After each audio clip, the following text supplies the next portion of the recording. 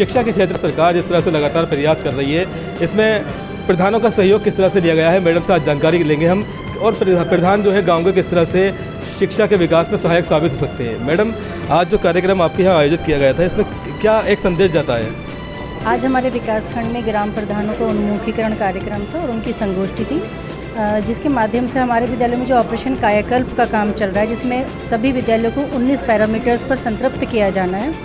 उसके अलावा जितनी भी हमारी शिक्षा विभाग विद्यालय से संबंधित योजनाएं हैं, उनको जन जन तक पहुँचाना, ग्राम प्रधानों को जानकारी देना और जो निपुण भारत मिशन के हमारे जो लक्ष्य हैं, उनकी संप्राप्ति के लिए उनका सहयोग लेना इस कार्यक्रम का मुख्य उद्देश्य था, जिससे कि निपुण भारत मिशन जन आंदोलन के रूप में फैल सके और हमारे प्रत्येक बच्चे जो नामांकित है विद्यालय में आकर के निपुण बन सके। इस कार्यक्रम के माध्यम से ग्रामीणों से क्या सहयोग चाहा जा रहा है?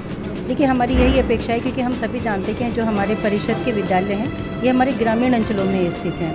तो बच्चे क्योंकि वहीं के लोकल होते हैं, अध्यापक बाहर से जाते हैं, तो हमारी ग्राम प्रधानों से और गांव की जनता से यही अपेक्षा है कि कोई भी बच्चा विद्यालय समय में विद्यालय से बाहर ना रहे, कोई गतिविधि में ऐसी ना रहे जिससे कि जो उसका पढ़ने का समय है वो उस समय को अन्यत्र जगह पर बिताए। यही हमारी उनसे अपेक्षा है कि विद्यालय समय में कोई भी बच्चा यदि उन्हें बाहर कहीं मिलता है तो वो उसे ये प्रेरित करें कि बेटा आपको स्कूल जाना है। तो हमारी यही चाहत है कि जब बच्चा विद्यालय में आएगा तब निश्चित रूप से वह कुछ सीखेगा, तो हम शिक्षा को बेहतर कर पाएंगे। इसमें किसी तरह का प्रशिक्षण भी दिया गया है? इसमें हम अपने अध्यापकों को FLN यानी बुनियादी साक्षरता एवं गणित के संदर्भ में प्रशिक्षण विकासखंड पर आयोजित हो चुका है। प्रधानों की ओर से क्या आपको आशा दिलाई गई है? ग्राम प्रधान निश्चित रूप से ऑपरेशन कायाकल्प में अच्छा परफॉर्मेंस दे रहे हैं। काफ़ी सारे पैरामीटर्स विकासखंड संबल में पूरे हो चुके हैं। केवल दिव्यांग शौचालय, कुछ विद्यालयों की 4 दीवारी और कक्षों का टाइलीकरण ही मात्र शेष बचा है। शेष पैरामीटर्स हमारे पूरे हो चुके हैं।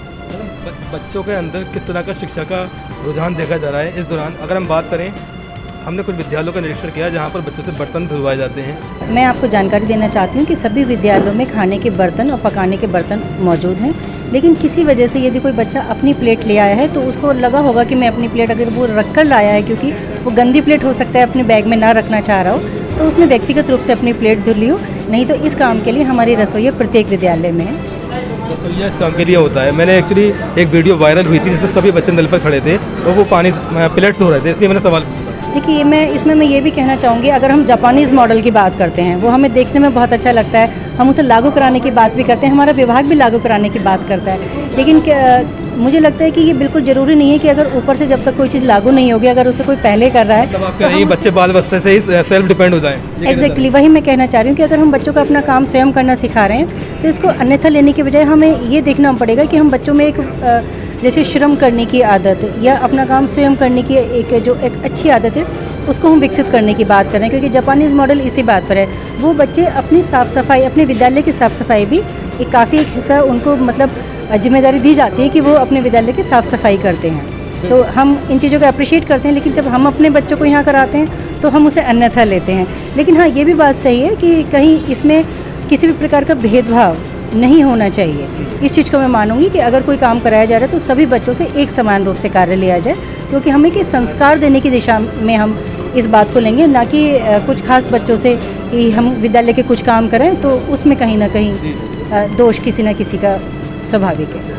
तो अभी हम बात कर रहे थे, मैडम से बता रही थी किस तरह से बच्चों को बाल अवस्था से ही अपने जिम्मेदारी ले लेनी चाहिए। संबल से जावेद खान की खास